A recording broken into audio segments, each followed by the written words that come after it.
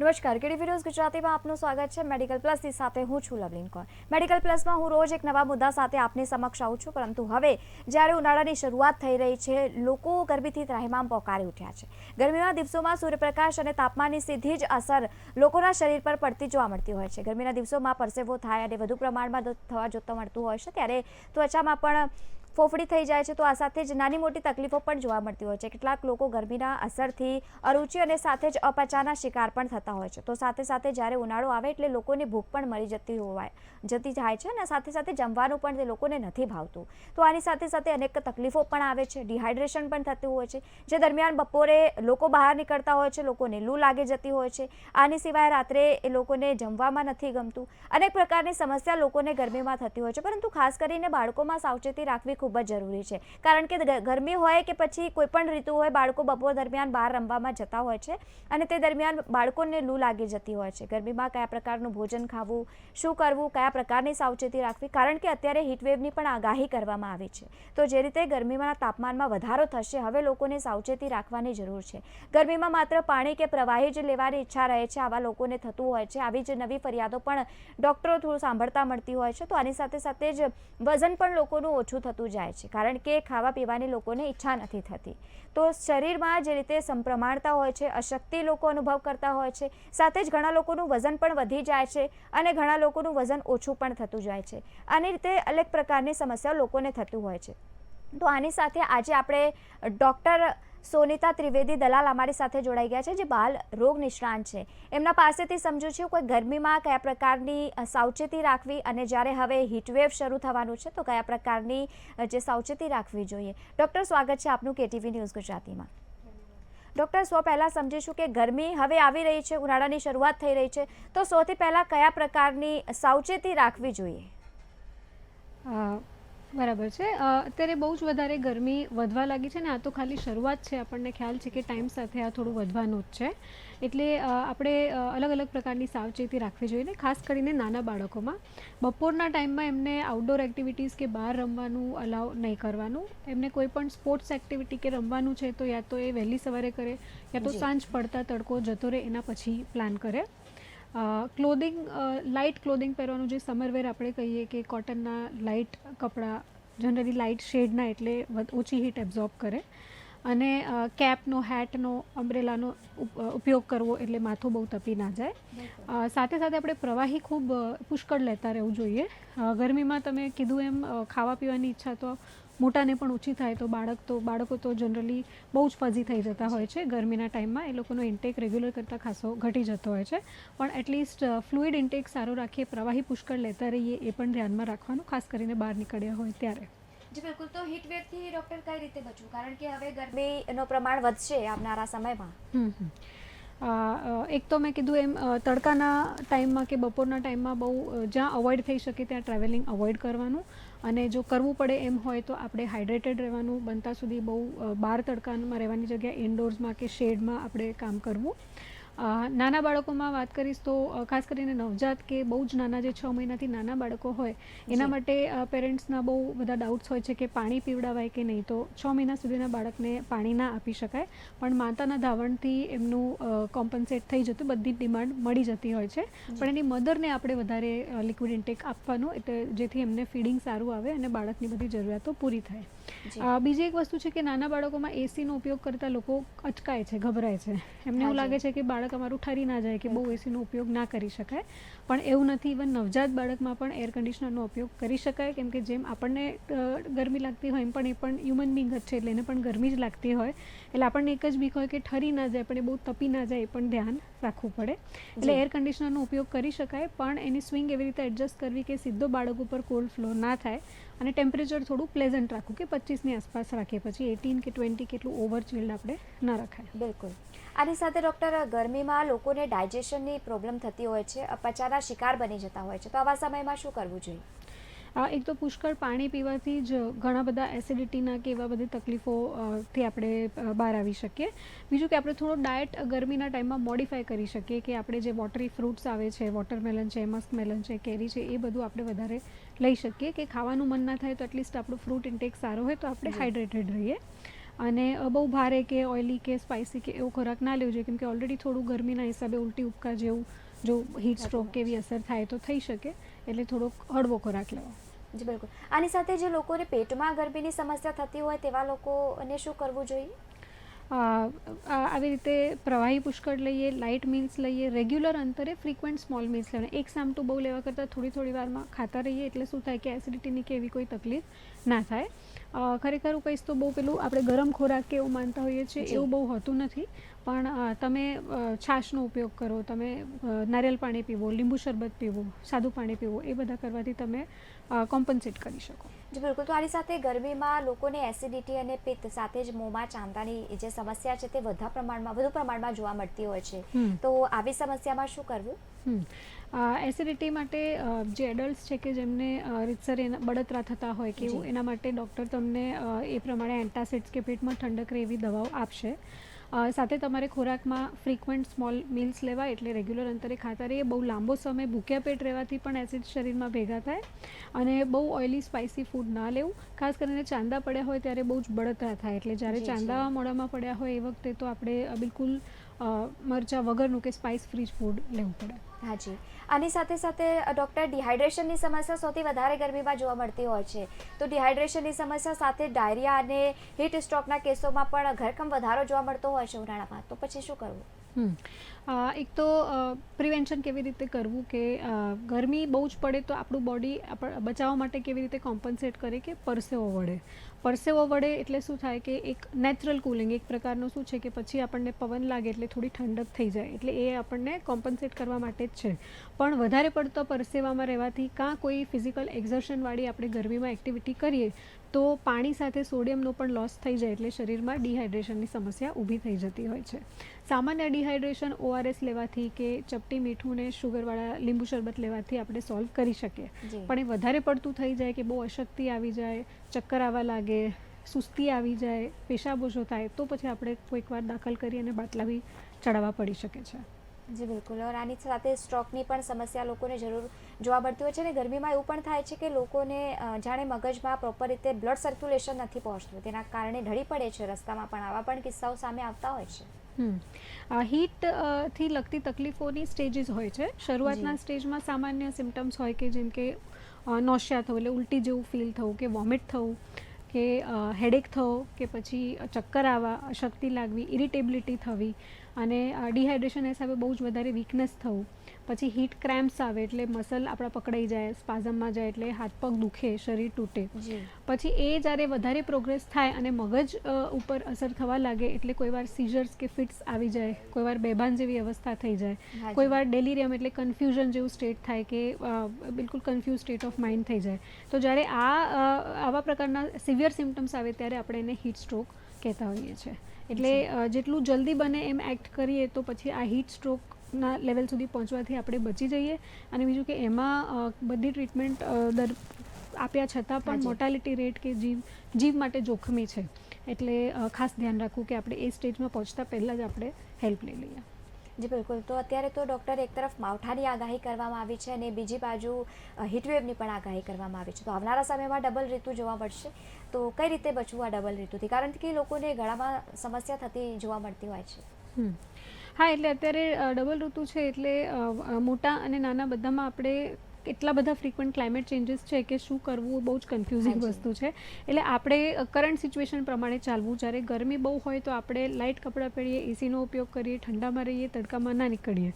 સામે અચાનક વાદળી થઈ જાય, વરસાદ થઈ જાય કે ઠંડક જેવું લાગે રાત પડતા કે વહેલી સવારે, તો પછી આપણે અકોર્ડિંગલી એક્સ્ટ્રા લેયર્સ પહેરીએ. બાળકોને ખાસ કરીને ટોપી, હાથ પગના મોજા, આપણે એર કન્ડિશનર કર્યું હોય તો એ ઠરી બી ન જાય પણ સાચવવું કે પ્રોપરલી આપણે એમને કવર કરી રાખ્યું હોય.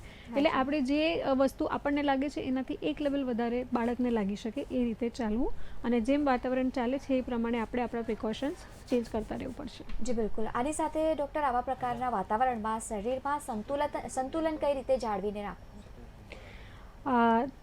એક તો ફિઝિકલી કહું કે ક્લોધિંગની વાત કરું તો અપ્રોપ્રિએટ ટુ ધ ક્લાઇમેટ આપણે ક્લોધિંગ પહેરવાનું. વધારે પડતું કવર કરી ડબલ લેયર ટ્રિપલ લેયર એવા કપડાં આપણે બી ના પહેરવા જોઈએ ને બાળકોને પણ ના પહેરવા જોઈએ. એટલે એવું ના થાય કે આપણા મિસમેનેજમેન્ટના લીધે ઓવરહીટિંગ થઈ જાય. બીજું કે તડકામાં કે ગરમીમાં બહાર નીકળવું અવોઇડ કરવું, હાઇડ્રેટેડ રહેવું. ખોરાકની વાત કરું તો હળવો ખોરાક લેવો, થોડા થોડા અંતરે ખાતા પીતા રહેવું એટલે બહુ અતિશય વીકનેસ કે એ ના થઈ જાય. અને પુષ્કળ પ્રવાહીનો વપરાશ કરવો એ બધી રીતે સારું જ પડશે. બિલકુલ. તો આની સાથે ડૉક્ટર, ગરમીમાં એક સૌથી કોમન ક્વેશ્ચન એવો છે કે લોકોને બ્લડ પ્રેશર ઓછું થઈ જતું હોય છે. તો આવા સમયમાં શું કરવું કે બ્લડ પ્રેશર નિયંત્રણમાં રહે, અને લોકો થોડી પણ સમસ્યા એ લોકોને વધારે થાય તો બ્લડ પ્રેશર હાઈ પણ થઈ જતું હોય છે. હા, એટલે હીટથી લગતી જે મેં એક્સ્ટ્રીમ ઇલનેસીસ કીધી કે હીટ સ્ટ્રોક એ અમુક રિસ્ક ફેક્ટરવાળા લોકોમાં વધારે થવાના ચાન્સ હોય. એક તો બહુ જ નાના બાળકમાં, 4 વર્ષથી નાના બાળકોમાં, કેમ કે એમનું જે બ્રેઇન ફંક્શનિંગ છે એ કોમ્પન્સેટ કરવા માટે એકદમ મેચ્યોર ના હોય. બીજું 65થી મોટી વયના જે મોટા લોકો હોય એમનું પણ ધીમે ધીમે બ્રેઇન ફંક્શન ડિટેરિયોરેટ થતું હોય, એટલે એ લોકોને પણ ચાન્સીસ હોય. સાથે જેમને લાંબા સમયની કોઈ બીમારી હોય, કોઈ બીપીની તકલીફ હોય, ડાયાબિટીસની તકલીફ હોય, કે કોઈ લાંબા સમયની દવા ચાલતી હોય, ઓવરવેટ હોય, એ બધા લોકો કાયમ માટે હાઈ રિસ્ક કેટેગરીમાં આવે કે કોઈ પણ વસ્તુ એમને વધારે હેરાન કરી શકે કે તકલીફ આપી શકે. અમુક લોકોને જે બીપીની દવાઓ બી ચાલતી હોય છે, કોઈ બીટા બ્લોકર કે ડાયોરેટિક લઈ લો, તો એના હિસાબે ગરમીમાં જે બોડીના કોમ્પન્સેટરી મિકેનિઝમ હોય કે જે તમને આ લેવલ સુધી પહોંચવાથી બચાવે, એમના કોમ્પન્સેટરી મિકેનિઝમ્સ દવાના હિસાબે બગડી જતા હોય. એટલે એ લોકો ઇઝીલી ડિહાઇડ્રેશનમાં જઈ શકે અને તકલીફમાં પડી શકે. એટલે આવા લોકો વધારે રિસ્કમાં હોય. સામાન્ય તકે જ્યારે ગરમીનો બહુ જ વધારે શરીર પર અસર થાય ને એકદમ પુષ્કળ તાવ ચડે એટલે ડિહાઇડ્રેશન અને વોટર લોસના હિસાબે શરીરમાંથી સોડિયમનું પ્રમાણ પણ ઓછો થઈ જાય અને એ વીકનેસ ને ડિહાઇડ્રેશનના હિસાબે બીપી લો થઈ જતું હોય છે. ફર્સ્ટ એડમાં તમને ઘરે એવી કોઈ લાગે કે બહુ ચક્કર આવે છે, અશક્તિ લાગે છે કે બીપી લો થવાના એવા કોઈ લક્ષણ દેખાય તો તમે સિમ્પલ ઘરગથ્થુ છે કે તમે એક લીંબુ શરબત 2 ચમચી ખાંડને ચપટી મીઠું નાખીને પી લો 1 ગ્લાસમાં. એટલે એક પ્રકારનું એક હાઇડ્રેશન બી થઈ જાય, એક પ્રકારનું ORS જેવું પણ થઈ જાય અને એ થોડુંક બીપી એ ઉપર લાવવામાં મદદ કરે. પણ વધારે પડતું ઘટી જતાં પછી આપણે બાટલા ચડાવવા પડે. અચ્છા, જી. આની સાથે ડૉક્ટર, ગરમીના ઋતુમાં એવું હોય છે કે લોકો થોડુંક બી કામ કરે એટલે થાકી જતા હોય છે, તો સાથે સાથે લોકો ઘરમાં વધારે બેસવાનું પસંદ કરતા હોય છે, જેના થકી ઘણા એવા લોકો હોય છે જે લોકોનું વેટ વધી જાય છે. તો આવા પ્રકારના લોકોને શું કરવું? તમે તમારી એક્ટિવિટી ચાલુ રાખવા માટે એક તો તમે ટાઈમિંગનો ચેન્જ કરી શકો કે તમે આફ્ટરનૂન અવર્સમાં ફિઝિકલ એક્ઝર્શન ના કરો, પણ તમે અર્લી મોર્નિંગમાં કસરતે કરી શકો. રમવા પણ બાળકો હોય તો રમવા જઈ શકે, મોટા હોય તો રનિંગ, કે બધું અર્લી મોર્નિંગમાં તમે કરી શકો. ક્યાં તમે ઇવનિંગ પછી કે નાઇટ ટાઈમમાં તમે એક્ટિવિટીઝ પ્લાન કરી શકો. તમને જો સ્પોર્ટ્સનો શોખ હોય તો તમે સમર મંથ્સમાં તમે સ્વિમિંગ કે એવા સ્પોર્ટ પ્રેફર કરો કે જેમાં તમને ગરમી ઓછી લાગે, પરસેવો ઓછો થાય અને વેધરના પ્રમાણે એપ્રોપ્રિએટ થાય. એવી રીતે તમે મોડિફાઈ કરી શકો. પણ એવી ભૂલ નહીં કરવાની કે ગરમી છે અને મારે કોઈ એક્ટિવિટી નથી કરવી ને મને કંઈ લૂ લાગી ગઈ તો એમાં આપણે હોમ બાઉન્ડ થઈ જઈએ અને પછી ઓવર ઇટિંગ કરીએ અને ઓવરવેટ થઈએ. એ આપણે ખાસ ધ્યાન રાખવાનું કે એક્ટિવિટી ઓછી નથી કરવાની, ખાલી એને મોડિફાઈ કરવાનું છે. જી બિલકુલ. આ લૂ લાગવાની એક સામાન્ય સમસ્યા છે ડૉક્ટર. તો જે દરમિયાન લૂ લાગે તે દરમિયાન શું કરવું અને લૂ ન લાગે તે માટે કયા પ્રકારની તકેદારી રાખવું? જ્યારે લૂ લાગી છે કે તમને લાગે છે કે આપણું બોડી હીટઅપ થઈ ગયું છે, સામાન્ય પ્રમાણે જે આપણે હીટ સ્ટ્રોકને ડિફાઇન કરીએ એટલે 40 ડિગ્રી સેલ્સિયસ અથવા 104 ડિગ્રી ફેરનહાઇટથી વધારે તાવ આવતો હોય છે. પણ એ ફિક્સ નથી કે સામાન્ય તાવ બી આગળ ચાલીને એમાં પ્રોગ્રેસ કરી શકે. એટલે પહેલાં તો આપણે તાવને લગતી દવા લઈ શકીએ. બોડીને તરત કુલિંગ કરવું. જો આપણે આઉટડોર હોઈએ, તડકામાં હોઈએ તો પહેલાં તો કોઈ શેડવાળી જગ્યામાં જાઓ અને શરીર ઉપર પાણી છાંટી દો અને કોઈ બનતા સુધી કોઈ પંખાની પાસે જતા રહો. એટલે એક પ્રકારનું એક લોકલ કુલિંગ થાય. અને જો તમે ઇન્ડોર્સ હો તો તમે એસી ચાલુ કરો, વાતાવરણને પહેલાં તો કમ્ફર્ટેબલ કરી દો અને અગેન ભીના કપડાથી સ્પંજિંગ કરવું કે આખું શરીર એક બાથ લઈ લેવું, કોલ્ડ વોટરમાં બાથ લઈ લેવું કે આખા શરીરને કપડાં ભીના કરી પંખા નીચે ઊભું રહેવું. અને એ જ વખતે થોડું પ્રવાહીનો આપણે લેવાની કે લીંબુ શરબત છે, પાણી છે, કંઈક ને કંઈક હાઇડ્રેશન કરવાનું. તો સામાન્ય સ્ટેજ હશે તો આનાથી મેનેજ થઈ જશે અને થોડો આરામ કરવો. પણ જો એ પ્રોગ્રેસ થઈ ગયું તો પછી આપણે ડેફિનેટલી હોસ્પિટલમાં જઈને પ્રોપર ટ્રીટમેન્ટ અને ઇન્વેસ્ટિગેશન કરાવવા પડે. પ્રિવેન્શન માટે મેં કીધું એમ કે આપણે એવા એક્ટિવિટીઝ અવોઇડ કરીએ કે જેનાથી આપણે લાંબો સમય આપણે તડકામાં કે બહુ જ ગરમીમાં એક્ઝર્શન સાથે, ખાસ કરીને ફિઝિકલ એક્ટિવિટી સાથે રહેવું પડે. અને આપણું કામ જ એવું હોય તો ફ્રિક્વન્ટ બ્રેક્સ લેવી, વચ્ચે હાઇડ્રેટેડ રહેવું અને બહુ એક્સ્ટ્રીમ ટેમ્પરેચરના ચેન્જીસમાંથી પણ બચવું. જી બિલકુલ. આની સાથે ડૉક્ટર, જો લૂના કોઈ લક્ષણો હોય, સામાન્ય લક્ષણો હોય, તો અમારા દર્શક મિત્રોને જણાવશો તો એમને પણ ખ્યાલ આવે કે કદાચ એ લૂથી પીડાઈ રહ્યા છે. એના લક્ષણોમાં એક તો તાવ આવવો. તાવ આવે એટલે આપણા ધબકારા પણ વધી જાય, જે આપણને કોઈક વાર ફીલ થઈ શકે કે મારા હાર્ટબીટ્સ વધી ગયા છે. નાના બાળકની છાતી પર હાથ મૂકીએ તો હાર્ટ રેટ આપણને વધારે લાગે. આપણો શ્વાસનું પ્રમાણ પણ વધી જાય, બિકોઝ તાવ વખતે થોડુંક એક્ઝર્શન થાય, એ હિસાબે શ્વાસ પણ તેજ ચાલે. પરસેવો બહુ જ છૂટે, અને છૂટ્યા જ કરે, કારણ કે ગરમીની અસરના લીધે બોડી આપણને કોમ્પન્સેટ કરતું હોય, એટલે પરસેવો બહુ વળવો. પછી માથું દુખવું, ઉલટી ઉપકા જેવી ફિલિંગ થવી, કે કોઈ વાર રીતસર વોમિટ જેવું થઈ શકે, કોઈ વાર બહુ ગરમીના હિસાબે ડાયરિયા પણ થઈ શકે.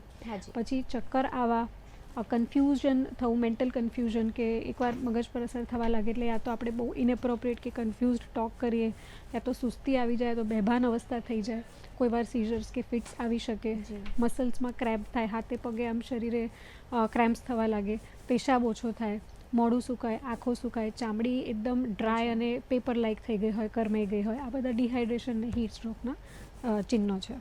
જી બિલકુલ. એટલે કે ગંભીર સમસ્યા છે, જો આપણે ધ્યાન ન આપીએ તો ડૉક્ટર. હા, ધ્યાન ના આપીએ અને બહુ એક્સ્ટ્રીમ કેસમાં જતું રહે તો પછી બધી સારવાર છતાં પણ ઘણીવાર કેસ બગડી જતા હોય છે. એટલે સાવચેતી રાખવી, અને જેમ લક્ષણો દેખાય તાત્કાલિક પહેલાં તો ફર્સ્ટ એડ પ્રિકોશન્સ લેવા અને ડૉક્ટરને તાત્કાલિક મળવું. જી બિલકુલ. આની સાથે ડૉક્ટર, જે દરમિયાન ઉનાળો થતો હોય છે, લોકોને હવે ખાવાની ઈચ્છા નહીં થતી, અને ખાવાનું ઓછું કરી દે એટલે પછી વજન ઓછું થવા માંડે છે, તો કરવાનું શું આવી સ્થિતિમાં? મેં કીધું એમ કે આપણને લાગે કે આપણે મોટા નાના બધાને એપિટાઇટ થોડો ઘટી જાય, થોડું ખાવાની ઈચ્છા ઓછી થાય, તો આપણે એક સામટું બહુ ખાવાની જગ્યા કોન્શિયસલી એવું કરીએ કે આપણે ભલે પ્રમાણમાં ઓછું ખાઈએ પણ ફ્રિકવન્ટલી ખાતા રહીએ. એટલે એવું ના થાય કે આપણા શરીરમાં ઇન્ટેક ઓછો છે, ઉપરથી ગરમીમાં આપણું વોટર લોસ થાય છે, ને એમાં ડિહાઇડ્રેશન અને વીકનેસ વધારે વધી જાય. બીજું, આપણે ડાયટને મોડિફાઈ કરી શકીએ, કે જો આપણને શાક ના ભાવતું હોય તો આપણે થોડો ફ્રૂટનો ઇન્ટેક વધારે કરીએ. એટલે ઠંડી વસ્તુઓ ખાઈએ કે જેનાથી આપણને સારું લાગે. થોડો છાશ લઈએ એટલે સરસ મજા આવે. એટલે દૂધ દહીં કરતાં તમે છાશ માટે જાઓ એટલે તમને ઠંડક લાગે. લીંબુ શરબત લો, પાણી લો, પ્રવાહી લો, ફ્રૂટ્સ લો, કે જે સમરના ફ્રૂટ્સ એક કારણ જ છે કે આવો વોટરી ફ્રૂટ સમરમાં આવે છે. એટલે ફ્રૂટ્સનો ઇન્ટેક વધારે કરો અને નિયમિત અંતરે ખાતા રહો. જી બિલકુલ. આની સાથે ઉનાળામાં લોકોને સ્કિનની તકલીફો ખૂબ જ જોવા મળતી હોય છે, ખાસ કરીને નાના બાળકોને ઘમોરીઓની સમસ્યા ખૂબ જ વધારે જોવા મળતી હોય છે. તો આવી પ્રકારની પરિસ્થિતિમાં શું કરવું? એક તો ઘમરિયું એક પ્રકારનો કહેવા જો તો ફંગલ ઇન્ફેક્શન છે, કારણ કે બહુ પરસેવો વળે ગરમીમાં, એટલે એ જ્યાં ભેજ ને ગરમી હોય ત્યાં ફંગસ થાય.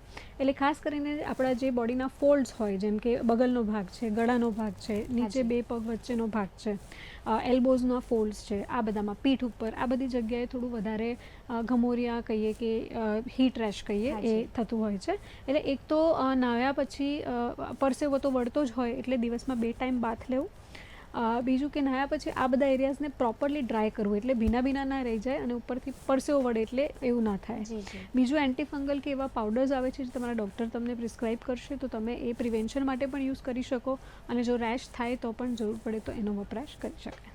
જી બિલકુલ. ડૉક્ટર, અમે અમારા આ પ્રોગ્રામમાં લોકોને માનતા હોય એવા ક્વેશ્ચન પણ લેતા હોય છે, તો સાથે જે લોકો માર્કેટિંગમાં ફરતા હોય છે, ખાસ કરીને ઉનાળાની શરૂઆત હવે થઈ છે, તો લોકો જે માર્કેટિંગમાં ફરતા હોય છે અને બપોર દરમિયાન બહાર ટ્રાવેલિંગ કરતા હોય છે, એવા લોકોને ખાસ પ્રકારની કયા પ્રકારની તકેદારી રાખવી જરૂરી છે? જો તમે 2 વ્હીલર પર કે એવી રીતે ટ્રાવેલ કરો છો તો હેલ્મેટ તો ઓબ્વિયસલી તમે પહેર્યું જ હશે, પણ તમે હેટ કે કેપ કે માથું ઠંડુ રહે એટલે માથે કંઈક કવર કરી રાખો. પ્રેફરેબલી લાઇટ કલરનું ક્લોધિંગ.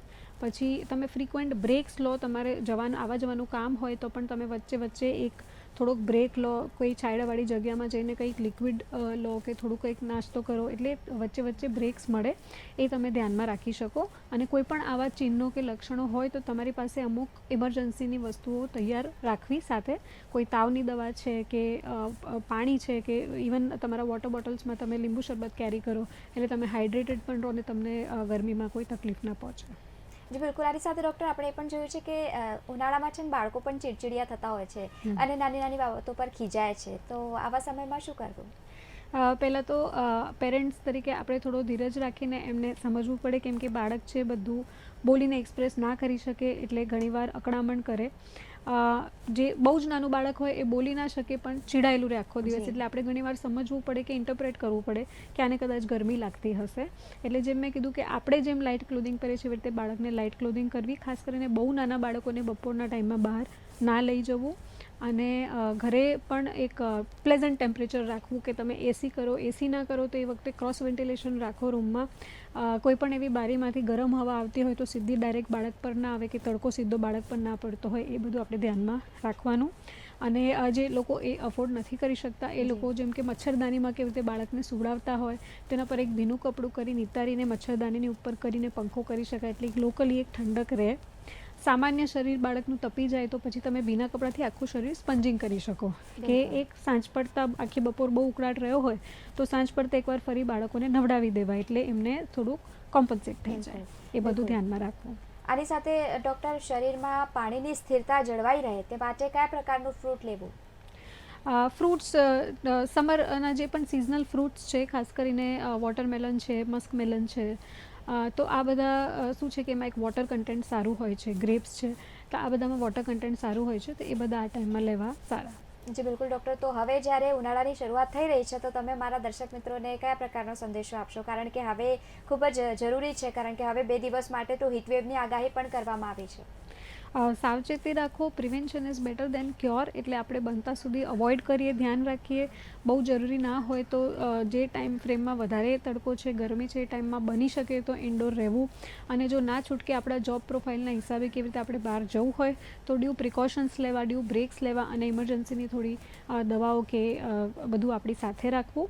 અને કોઈ પણ લક્ષણ દેખાતા તાત્કાલિક ડૉક્ટરને મળવું, એટલે જલ્દી પકડાય, જલ્દી એનો રસ્તો થાય તો પછી આપણે એકદમ એક્સ્ટ્રીમ સ્ટેજ પર કે જે જીવલેણ થઈ જાય, જાનલેવા થઈ જાય, એ સ્ટેજ પર ના પહોંચે, ખાસ ધ્યાન રાખવું. અને એમાં પણ ખાસ કહીશ કે જે લોકોને જેમ મેં કીધું એમ રિસ્ક ફેક્ટર્સ છે, કે કોઈ લાંબા સમયની બીમારી છે, દવાઓ ચાલે છે, એ લોકોએ પોતાનું ખાસ ધ્યાન રાખવું અને એ એક્સ્ટ્રા પ્રિકોશન રાખવું. જી ડૉક્ટર, આપે ખૂબ સરસ રીતે ઉનાળાની જ્યારે શરૂઆત હવે થઈ રહી છે તો ખૂબ સરસ રીતે મારા દર્શક મિત્રોને સમજાવ્યું છે કે કયા પ્રકારની તકેદારી રાખવી, કારણ કે precaution is better than cure. Doctor Sorit, આપનો ખૂબ ખૂબ આભાર કે ટીવી ન્યૂઝ સાથે જોડાવા બદલ. અને તમે પણ દર્શક મિત્રો, હવે જ્યારે ઉનાળાની શરૂઆત થઈ રહી છે તો તમારે પણ સાવચેતી રાખવી ખૂબ જ જરૂરી છે. આગળના સમયમાં હીટવેવની પણ આગાહી કરવામાં આવે છે, તો ખૂબ જ ધ્યાન રાખવું. અને જો તમને એવી કોઈ પ્રકારની સમસ્યા લાગે તો તરત જ ડૉક્ટર જોડે કન્સલ્ટ કરાવો. મેડિકલ પ્લસમાં બસ હાલ આટલું જ. ફરી મળીશું એક નવા મુદ્દા સાથે. ત્યાં સુધી જોતા રહો KTV ન્યૂઝ ગુજરાતી.